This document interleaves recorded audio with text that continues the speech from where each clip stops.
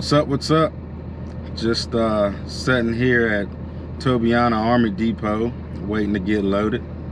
Had a few minutes. I figured I'd talk to you all about being a local hotshot, because like I said in my previous video, when I was doing a bunch of research about the hotshot market and everything, a lot of people said that you couldn't do this as a local driver, just because there wasn't enough freight and everything like that.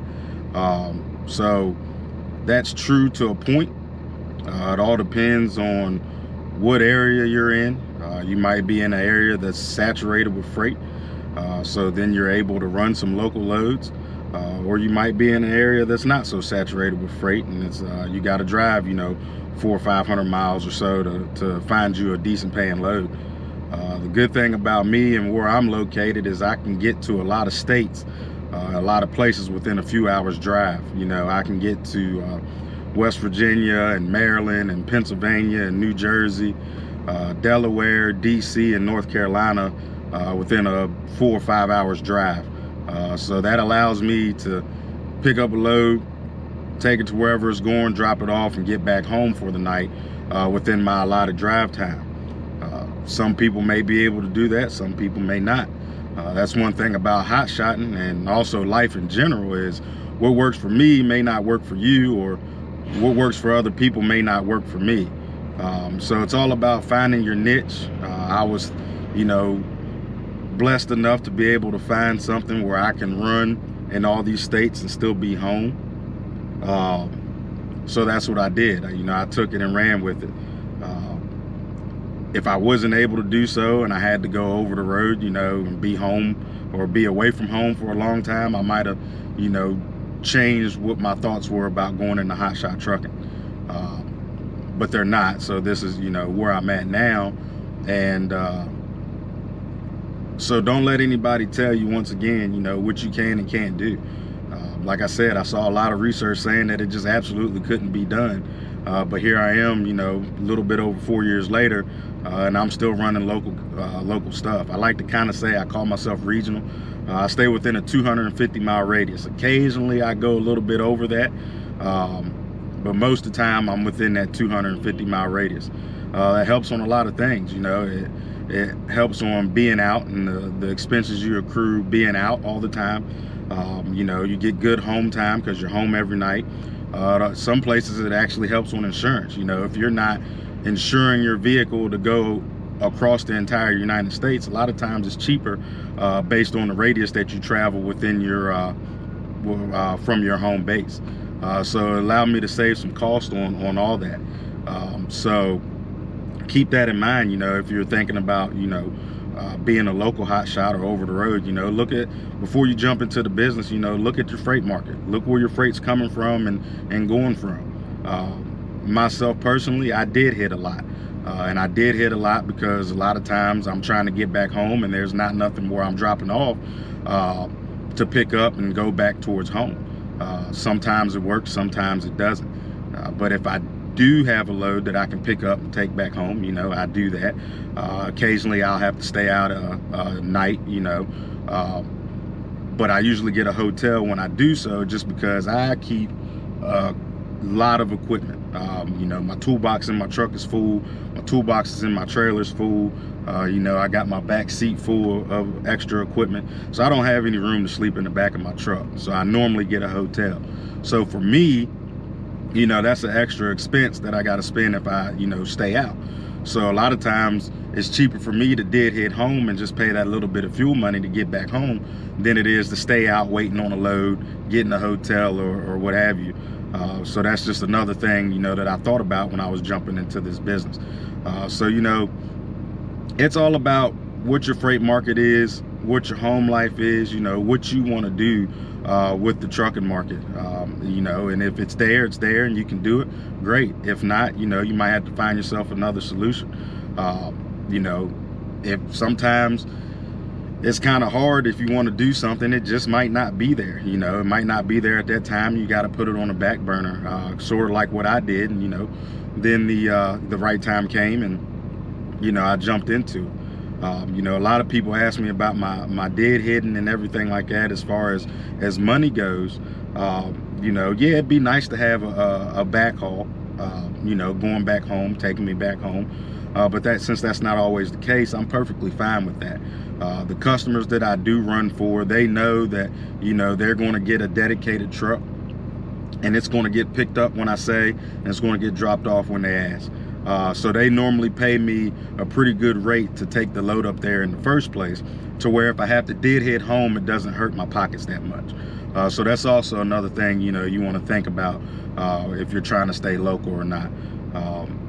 But even if you're doing all this research and it's saying that it can't be done, you know, take me as testament that it can be done.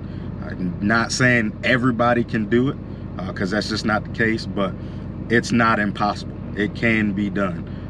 So forklift is coming. Get ready to load me up, and I'll get back with y'all shortly. Okay, real quick, because we got another load to get to. Finally got our first load dropped off. We ran into a couple little issues at the pickup. Took forever to get loaded. Was there for about 2.5 hours at a military base, but you know, things like that happen. Was here at this military base to drop off. Been here for an hour. Finally got unloaded. Had a load of these things over here. I don't know if you guys can see them. It's like these little metal vectors is what they call them. They're like little stands or something like that. We got them unloaded, and now we're going to head to our next one. A little late, but customer understands that, so see y'all in a minute. We made it to our second pickup. Just a nice little baby load, low profile. It's only 3,800 pounds, 23 feet long or so. Some sheet metal, just how I like it. Easy, no drag, lightweight.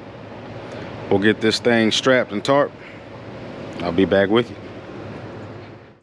So we've got our load for tomorrow strapped down and tarped down. Time to head out of here. Take the truck and park it at the yard. So we made it to our drop off from the small customer load I picked up yesterday afternoon.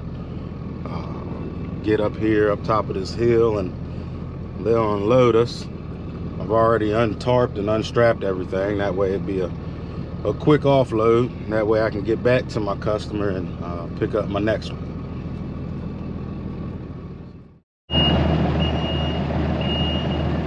Got the last pieces unloaded. We got our paperwork signed.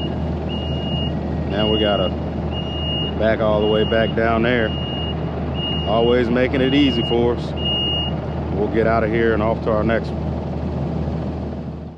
Okay, so we've got our load dropped off from yesterday that we picked up from a customer. Got that dropped off this morning. Got back to that same customer to pick up our next load. About 11,000 pounds of some metal sheets, some metal panels. And that's going to Baltimore in the morning. Tried to find a filler load, of course, between the drop off this morning and what time I had to pick this up, but couldn't make anything work.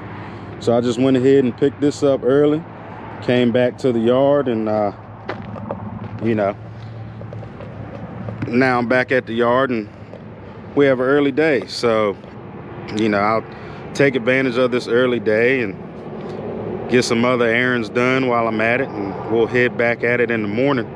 But this is kind of like a little showcase of what my routine is as far as being a local hotshot.